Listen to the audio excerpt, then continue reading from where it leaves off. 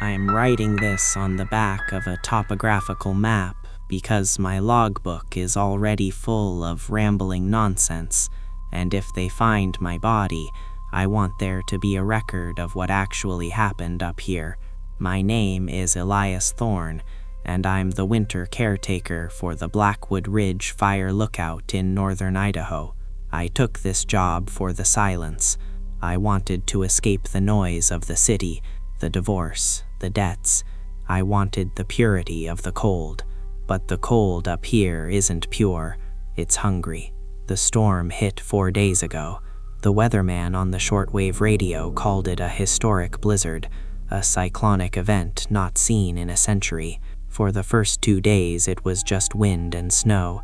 The lookout is a glass box perched 60 feet in the air on a steel skeleton, and when the wind hits 80 miles per hour, the whole structure sways like a metronome. You get used to the motion, the groaning of the steel, the way the snow hits the reinforced glass like buckshot. But on the third night, the noises changed. It started around 02 a.m. I was awake, staring out into the void. The floodlights on the catwalk illuminate a radius of maybe 20 feet. Beyond that, it's just a wall of swirling white violence. I was drinking coffee, trying to ignore the temperature drop. The heater was struggling to keep the cabin above 40 degrees when I saw the first anomaly. At the very edge of the light, where the white fades to black, something broke the pattern of the falling snow. It wasn't drifting, it was moving laterally against the wind. A silhouette. It was tall, too tall to be a bear, and far too thin. It moved with a jerky, disjointed gait, like a marionette with tangled strings. It crossed the perimeter of the light and vanished into the dark. I told myself it was hallucination. Isolation plays tricks on the mind. The brain searches for patterns in the chaos. I checked the radio, but static had swallowed the frequencies hours ago. I was alone, truly alone, or so I thought. Yesterday morning, the wind died down just enough for me to go out onto the catwalk to clear the solar panels. The cold was physical, a heavy weight pressing against my chest. I had my goggles on, my breath freezing in my scarf. That's when I saw the handprint. It was on the outside of the glass, near the corner of the west-facing window. It was etched into the rime ice. I froze, my heart hammering against my ribs like a trapped bird. The print was massive, easily 10 inches from palm to tip. But the fingers, there were too many joints. They looked broken, elongated, and it was 60 feet in the air. There is no ladder on that side, nothing but smooth steel strats and open air. I retreated inside and locked the heavy steel door, a futile gesture given the glass walls. I spent the day huddled by the heater, clutching my flare gun. The storm picked up again at dusk, screaming like a wounded animal. But inside the screaming, I started hearing voices. Not the wind howling through the eaves, but distinct, articulate sounds. At first, it sounded like a woman crying, then a child laughing, then my own voice. I swear to God, I heard my own voice calling to me from the catwalk. Elias, open the door. It's warm out here. The stars are so bright. It was a perfect recording, devoid of emotion, looped over and over. I shouted at the darkness, told it to go away. The mimicking stopped instantly, replaced by a heavy, wet thud against the door, then another, then a scraping sound, like bone on metal, slowly circling the catwalk. The terror isn't the adrenaline kind anymore. It's a slow, freezing dread that settles in your marrow. I turned off the interior lights to see out better. That was a mistake. With the cabin dark, the floodlights turned the blizzard into a bright, blinding curtain, and pressed against the glass, not 3 feet from my face, was a visage that defied biology. It was pale, the color of old milk, with skin pulled tight over a skull that seemed too angular. It had no nose, just slits, and its mouth was a vertical gash filled with needle-like teeth translucent like icicles. But it was the eyes that broke me. They were entirely black, vast, and reflecting the cabin's interior. It didn't blink. It just watched me. I fired the flare gun through the glass.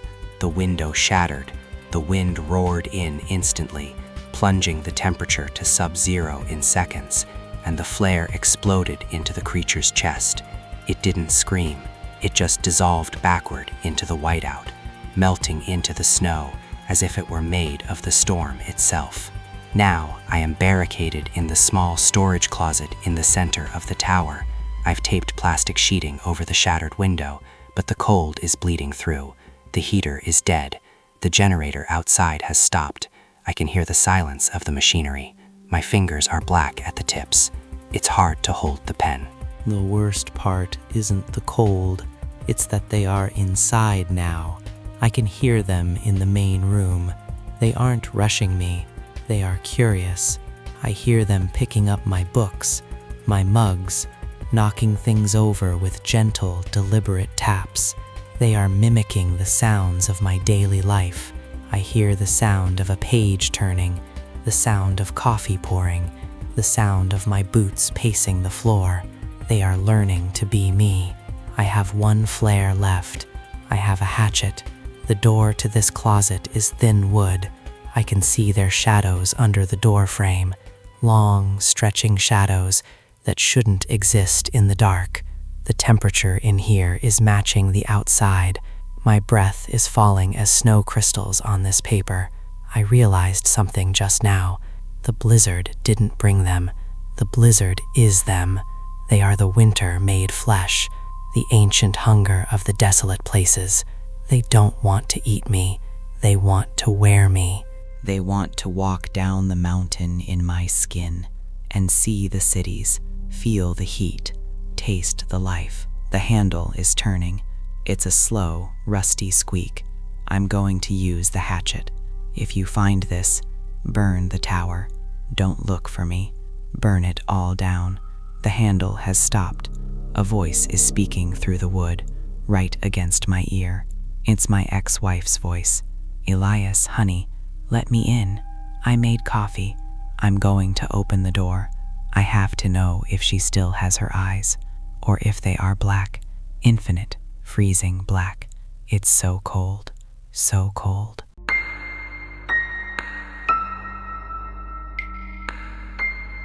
They say the silence of snow is peaceful. That is the greatest lie ever told by people who have never truly listened to a blizzard.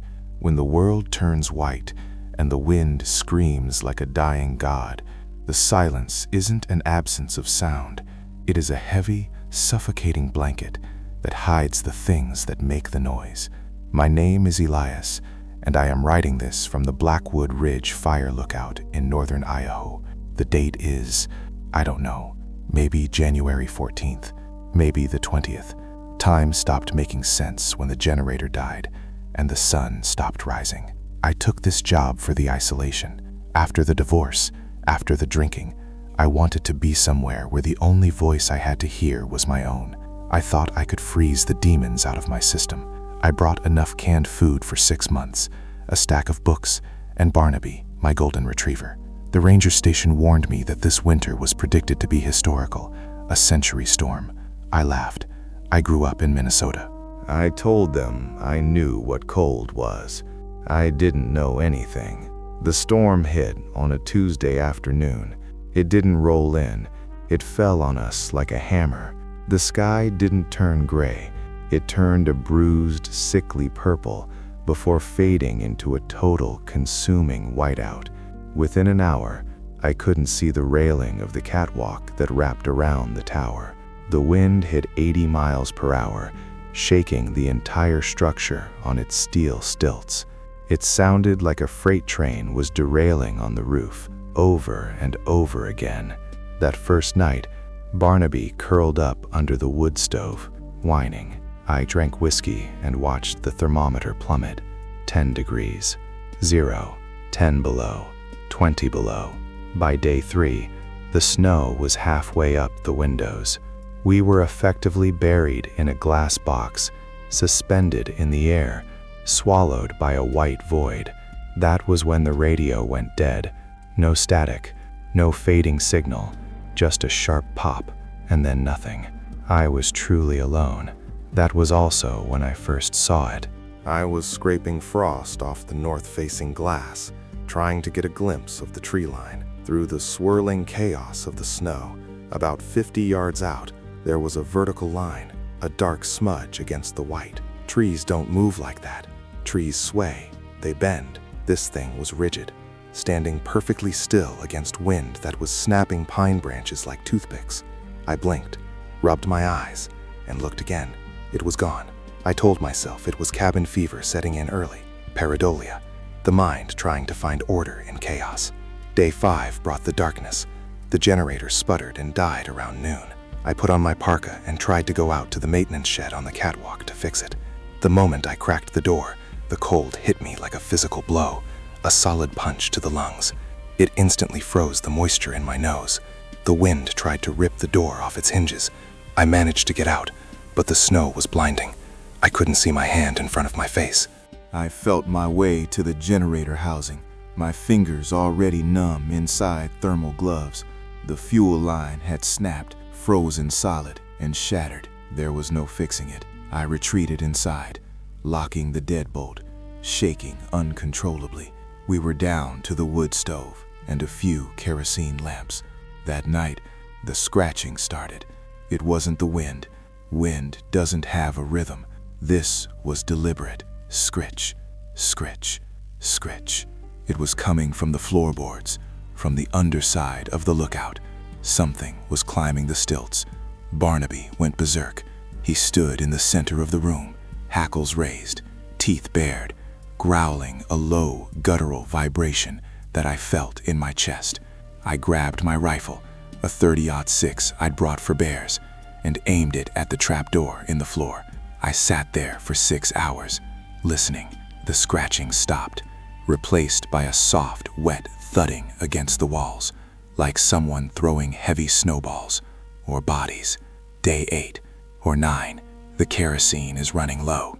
I am burning the furniture now. The cold is inside the room. It sits in the corners, waiting for the fire to die. I spend hours staring out into the whiteout. The figure is back, closer this time, and there isn't just one. I counted 3 of them today. They stand in a triangle formation around the tower, tall, too tall, elongated limbs that look like charred wood. They don't have faces, just smooth, pale surfaces where features should be. They just stand there, watching, waiting. I tried to sleep yesterday, but I woke up to Barnaby barking at the window. I looked. There was a hand pressed against the glass. It was gray, with fingers that had too many joints. It wasn't tapping, it was testing the glass, feeling for a weakness. I screamed, and the hand retracted into the storm instantly, but the print remained on the frost, a perfect skeletal map of something that shouldn't exist. I nailed a blanket over that window. I can't look at it anymore. The psychological toll is heavier than the cold. I hear them whispering now. At first, I thought it was the wind whistling through the gaps in the siding, but the cadence is human. They mimic. Last night, I heard my ex-wife's voice, clear as a bell, calling from just outside the door. "Elias, let me in. It's so cold. Please, honey." I wept. I actually put my hand on the doorknob. It sounded so real, so desperate. Barnaby saved me. He bit my leg, hard. The pain snapped me out of the trance.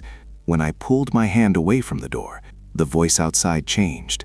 It shifted from my wife's pleading tone to a deep, guttural laughter that sounded like rocks grinding together. Barnaby is gone. I don't know how. I fell asleep for maybe an hour. Exhaustion finally took me. When I woke up, the trapdoor was unlatched. Just a crack. A pile of snow had drifted in. The dog was gone. There were no tracks leading out, only a smear of blood on the metal rim of the hatch. I screamed his name until my voice gave out. The only answer was the wind and that mocking, grinding laughter echoing from below. I am the last heat source. I can feel them closing in. The temperature inside is dropping rapidly. My breath hangs in the air, a permanent fog. The frost is growing on the inside of the windows now, thick ferns of ice spreading across the glass. I can see their silhouettes through the blankets I nailed up. They are on the catwalk. I can hear their weight creaking the metal grating. They are heavy, so incredibly heavy. I am writing this so that if someone finds this tower in the spring, they know it wasn't the cold. It wasn't the isolation. We are not alone in the high places.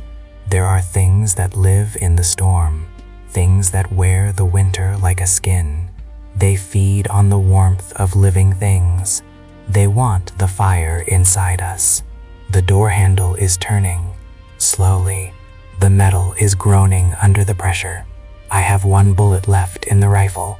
I intended to save it for the first thing that came through that door, but now I realize that's a mistake. If they get me, I become one of them.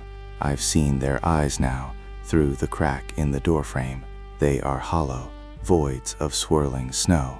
If I let them take me, I will never be warm again. The door is bowing inward. The hinges are popping. Sharp gunshots in the small room. The cold is rushing in, a physical wave of white mist.